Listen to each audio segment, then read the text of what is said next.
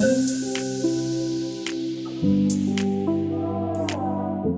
vamos a disfrutar este 9 de julio quedándonos en casa, pero recordando, charlando, conversando, pensando en la independencia y pensando de qué deberíamos independizarnos en estos tiempos. Pensamos en voz alta, conversando en este caso con el profe Fernando Rollero, que desde Coronda también se queda en casa y nos dijo lo siguiente.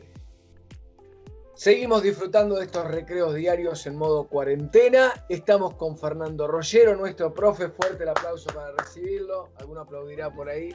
¿Qué hace, Fer? ¿Cómo estás, querido? ¿Cómo andas, Tincho? ¿Cómo te va? ¿Todo bien? Bien, loco. Estás igual a Fidel Castro. Te agarró la cuarentena sin peluquería. Son los efectos de la cuarentena sin peluquería, ¿viste? Que uno trata de peluquearse como puede, pero se complica la barba. Se complica cortársela uno solo. No, aparte son momentos para eso, ¿sí? Para dejar crecer un poco las ideas y un poco los pelos. Che, Fer, quiero que pensemos juntos con la gente que está ahí del otro lado también, porque se viene una fecha muy linda que es el 9 de julio. Estamos haciendo ya estos primeros pasos de nueva etapa, ¿no? Post cuarentena o post pandemia.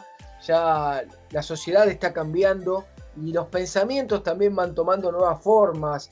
Hoy hablar de independencia y hablar de 1816 es un viaje en el tiempo muy, muy lejano que nos puede permitir, al recordar aquellos momentos, cómo podemos actualizarlos y qué cosas encontramos en común. Y creo yo que, no sé si vos pensás lo mismo, es como que se mezcla todo después de esta pandemia mundial y las cartas se reparten de nuevo. Y tal vez el mundo cambia, el mundo gira y Argentina ya no está tan en el sur y con el mundo patas para arriba quedamos, tal vez, no sé, mirándolos a todos desde arriba. ¿Pensás que puede pasar esto? ¿Cuál es el rol que tenemos hoy a más de 200 años de ser independientes, porque del todo no lo somos, pero tal vez esta sea una oportunidad para hacerlo en el nuevo renacer post-pandémico? Sí, tal cual como vos lo planteás, digo, hay una reconfiguración que la estamos viendo comenzar y no sabemos muy bien cómo va a terminar, pero claramente de esta pandemia, de este contexto, no vamos a salir de la misma manera de la que entramos. Y las naciones se comenzarán a pensar de forma diferente. A mí me cuesta pensar algunas cuestiones, hasta dónde va a llegar esa reconfiguración, ¿no? Uno ve cómo actúan determinadas potencias, determinados líderes mundiales, y uno ve que en realidad, bueno, algunas cosas cambiarán y otras no sé si van a cambiar tanto.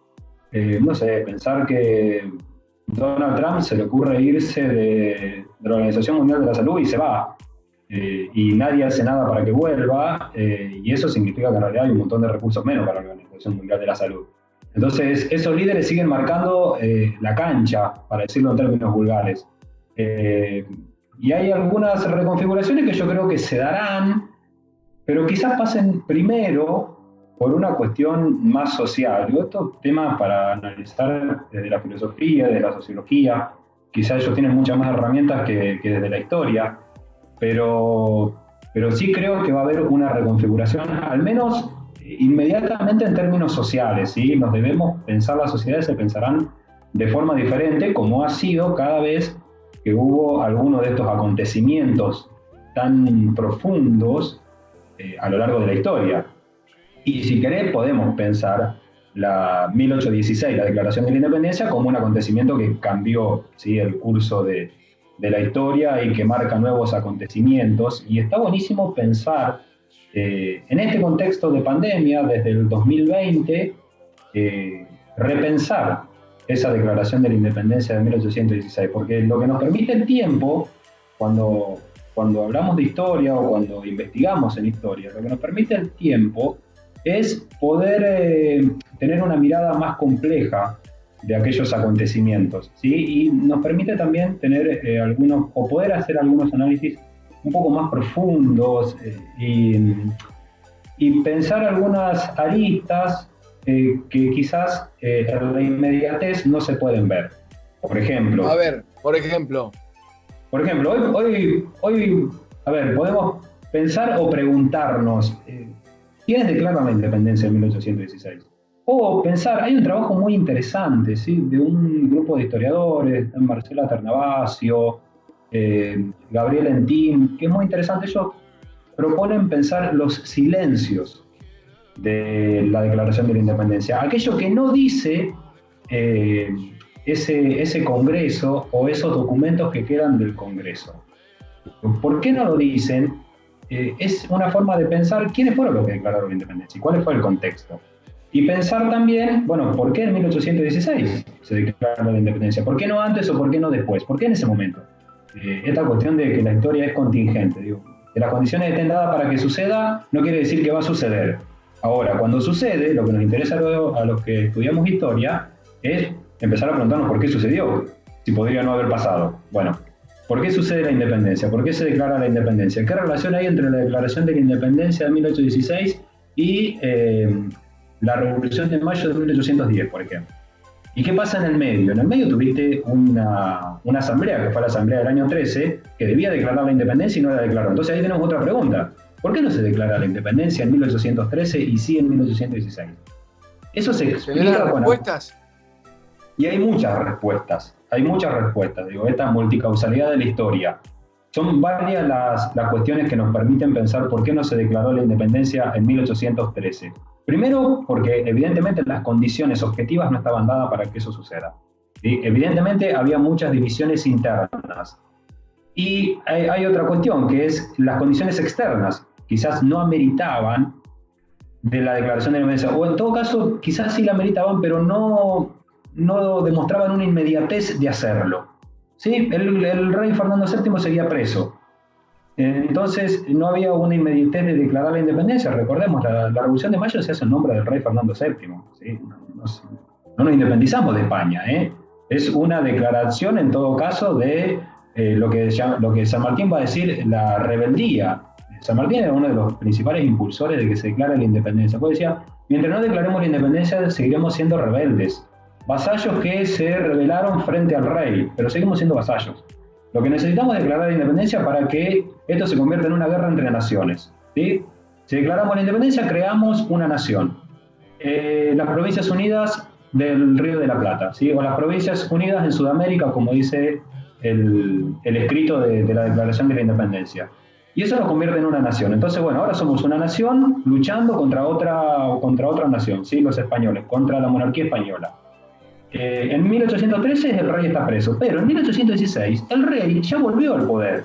No solo que volvió al poder, sino que podríamos decir en términos recargados, en términos vulgares vuelve recargado. Digo, instaura o reinstaura Fernando VII una monarquía absoluta. Y lo primero que se plantea de esa monarquía es recuperar todas las posesiones que habían entrado en este camino de independencia, claro, de rebeldía. Hasta 1810 vos solamente tenés tres independencias en América. Venezuela, Estados Unidos y Haití.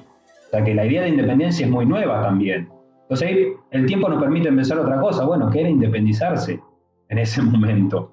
Y lo que a mí más me gusta pensar es esto de, bueno, en la Declaración de la Independencia en ningún momento aparece el nombre Argentina. ¿Por qué? Porque Argentina no existe. ¿Qué existe? Y existe una unidad política que son las Provincias Unidas en Sudamérica, dice el escrito. ¿Y qué se toma para decir, y bueno, ¿y quiénes son esas provincias? Y bueno, los territorios que antes integraban el Río de la Plata, el Virreinato del Río de la Plata. Todos los territorios no, todos no. ¿Y por qué? Y bueno, porque ya en 1815, por ejemplo, Santa Fe ya declaró su independencia, junto a la Banda Oriental, a Córdoba, Entre Ríos, Corrientes, Las Misiones, bajo el protectorado de Artigas. Entonces ya hay salvo Córdoba, que Córdoba se va de la Liga de los Pueblos Libres, el resto de esas provincias que acabo de nombrar no asisten al Congreso que declara la independencia en 1816, porque ellos ya la declararon en 1815. Pero ahí lo que está hablando en realidad es que hay una disputa muy importante hacia el interior del territorio del Río de la Plata. Porque en realidad Artigas... Dale. Porque pensando, mi próxima pregunta iba con esto, ¿de qué debemos independizarnos hoy? Y por un lado pienso, bueno, de del monopolio cultural que nos quieren imponer desde otros países, ¿sí?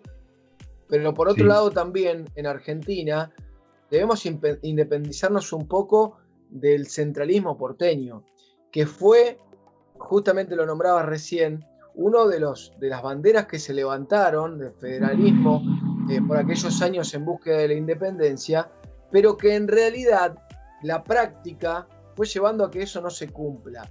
Es y lo traigo a colación, no apoyando lo que dijo Cornejo de Mendoza, pero sí pensando como santafesino, cuánto tenemos de potencial nosotros como provincia, comparándonos con Uruguay, cuando se habla tan bien de Uruguay, y si nosotros fuéramos un país como provincia de Santa Fe, estaríamos incluso mejor que ellos. ¿Y cuánto tiempo vamos a aguantar el centralismo enviando toda la recaudación a Buenos Aires para que la reparta de manera tal que las provincias no crezcan tanto? Entonces, ¿de qué debemos independizarnos hoy? Es mi pregunta. ¿Está este espíritu federal o ya no existe más? Bueno, yo creo que el espíritu federal está y es una de las discusiones constantes. La cuestión es cómo lo materializamos nosotros. A ver, para que exista un centralismo porteño, por usar un término histórico, en la actualidad también tiene que haber una serie de provincias que permitan que ese centralismo exista. Digo, ¿hasta dónde los ciudadanos tenemos en cuenta, los ciudadanos de esto que se denomina el interior del país, hasta dónde tenemos en cuenta eso a la hora de elegir nuestros representantes? Por ejemplo, ¿hasta dónde lo demandamos nosotros a eso? Y generalmente lo demandamos en los momentos en el que nos afecta económicamente. Mientras no nos afecte económicamente, no hay demasiadas demandas de eso en términos, masivos. Sí, en términos parciales, por ejemplo. Se me ocurre sectores que demandan esta federalización todo el tiempo, y el sector de la cultura es quizás uno de los que más demanda la federalización de... Sí. Ayer hablaba justamente en una de las notas que salió en estos días en Recreo Diario, hablando de cine, de cómo se recauda y no se le da a las provincias. ¿Me explico? Y ahí hablamos de dominación cultural, desde Buenos Aires, quedándose ahí la mayor parte de el patrimonio económico que el Estado aporta a la cultura, siendo que en el resto del país necesitamos también que esa plata vuelva. Y por otro lado, vemos, yo obviamente no soy independentista, quiero Argentina, pero sí quiero provincias más fuertes, realmente más fuertes. Y vemos que si en Buenos Aires no se cuidan, no se cumplen con los protocolos, nosotros vamos a seguir trabajando para el IFE, para poder mantener esa masa de gente que no se cuida. Entonces, debemos, pasa la moto, un término que se está usando mucho ahora, debemos empoderarnos como provincias y tal vez en las próximas elecciones eso empiece a brotar en quienes se presentan como candidatos para representar a los santafesinos en los congresos nacionales. Sí, tal cual. Y aparte, a ver, hay otra cuestión, que el problema hoy sea el AMBA y sea provincia de Buenos Aires, también tiene una explicación demográfica. La mayor cantidad de los habitantes del país están ahí, en esa región. Y eso tiene que ver con el centralismo también. ¿Por qué la mayor cantidad de los habitantes están ahí y no hay una distribución más equitativa de la población en el resto del país? Bueno, porque justamente las actividades económicas y la mayor cantidad de posibilidades y de servicios públicos o privados y el acceso a los bienes culturales, por ejemplo, están en Buenos Aires, en su gran mayoría, y mucho menos en interior. Entonces hay muchas más oportunidades. Vos decías lo del cine. Y bueno, si querés producir cine, y necesariamente tendrás que estar en Buenos Aires, porque es muy difícil llevar adelante producciones cinematográficas desde el interior del país, ¿sí? Todo va a estar en Buenos Aires. Entonces, pensar el federalismo también significa pensar que necesariamente se deben generar condiciones para que la población vea como necesario o una opción potable el trasladarse a lugares diferentes que no sean la gran capital como es la Ciudad Autónoma de Buenos Aires o la provincia de Buenos Aires. ¿Sí? Entonces ahí tiene que haber un pensamiento federal desde el gobierno nacional y también empujado desde las provincias. ¿Sí? Alguna vez cuando el presidente Alfonsín planteó trasladar la capital a Viedma, Bien. tenía que ver con esto. Tenía que ver con tratar de pensar cómo poder desarticular este centralismo, ¿sí? Y cómo, bueno, al trasladar la capital política, se pensaba que se podía también abrir una puerta que permita esto de federalizar y poder extender un poco más los territorios. Última pregunta. ¿Qué hubiera pasado si la pandemia ocurría en 1816? No podría saber qué hubiera pasado. Sí podemos saber qué ha pasado con otras pandemias, por ejemplo, ¿sí? Pero Eh, imaginemos, y con los gobernantes que estaban, con los gobernantes que hubiera, asumían el cargo, hubiera hubieran sido sido, proteccionistas, hubiéramos tenido un Ministerio de Salud, se hubieran preocupado, nos hubieran guardado, hubieran dicho que siga, le hubiéramos hecho caso. a ver, es bastante complicado saber. Yo puedo hablar por lo que ha sucedido, por ejemplo. Puedo pensar en qué pasó con la fiebre amarilla, ¿sí? Que fue muy cercana a 1816 y fue calamitosa, porque, bueno, pues en realidad más allá de lo que puedan hacer los políticos, está una cuestión médica. Las posibilidades de saber qué era lo que estaba sucediendo era lo que fallaba, que no es lo que está pasando ahora. A ver, eh, cuando se inicia la pandemia, se expande rápidamente por varias regiones de China porque en realidad no se sabía qué era lo que estaba sucediendo. Una vez que se supo, bueno, ya sabemos cuáles son las medidas que podemos tomar para, como se dice ahora, todos hablamos de la curva, ¿sí? Para achatar la curva o para mesetar la curva. Bueno, sabemos lo que tenemos que hacer para que no se disparen los casos. El problema de estas pandemias tempranas, por decirlo en algún término temporal, es que no se sabía lo que pasaba, no se sabía qué era eso que estaba sucediendo, qué enfermedad era, y como no se sabía qué era, no sabía cómo tratarla, entonces se ensayaba. Y en esos ensayos pasaba muchísimo tiempo y moría mucha gente. Claro que tenemos que pensar que la cantidad de gente que vivía en ese momento, por ejemplo, Buenos Aires, no es la cantidad de gente que vive ahora. Claro. Pero cuando uno traslada en proporciones, y eran tremendas, estas pandemias eran tremendas para esos tiempos. Ahora, yo agrego una sola cosa pensando en esto del federalismo y de la pandemia. Hay algo así interesante que nos permite esto y que creo que es un aprendizaje para todos y que creo que es una herramienta que hemos ganado a la fuerza, o por lo menos hemos tenido que usar a la fuerza, que es esto de la virtualidad. Hoy por hoy tenemos acceso a conferencias, charlas, conversatorios que no son tan conversados, pero instancias de formación académica, intelectual, con personajes importantes de la cultura argentina, de la ciencia argentina y mundial, gracias a que la pandemia nos obligó a utilizar, por ejemplo, las videoconferencias. Entonces, desde lugares, por ejemplo, como Coronda, que es donde vivo, podemos organizar un ciclo de charlas con intelectuales de diferentes lugares del país, que si lo tuviéramos que hacer desde la presencialidad no podríamos, porque ya no podríamos hacernos cargo de los costos que significa trasladar a esa persona. Claro. Entonces digo, hay algunas puntas que nos permiten pensar que, bueno, quizás esto de democratizar el conocimiento empieza a encontrar una arista, y esa arista es la virtualidad. Si bien la virtualidad por algunos lugares no es algo que uno adhiera demasiado, sí tiene algunas cuestiones muy positivas que tenemos que aprovechar. Por ejemplo, esto, la virtualidad permite la democratización del conocimiento. Ahora lo que habrá que trabajar es sobre democratizar el acceso a la virtualidad, que es otra cuestión, ¿sí? Que la gran mayoría, que todos podamos, porque ese es el gran problema que también tenemos en la educación hoy en día, y lo digo como docente.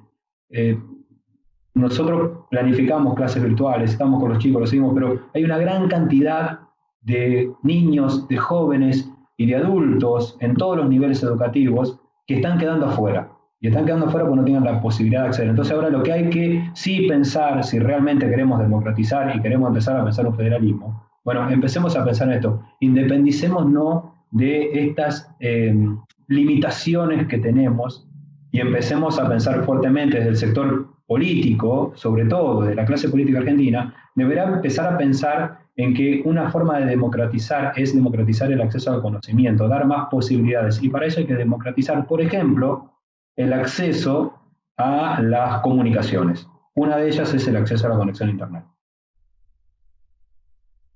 Muchísimas gracias, maestro. Hasta la próxima. Muchísimas gracias, Tincho. Un saludo para todos y nos vemos la próxima. Viva la patria. Viva.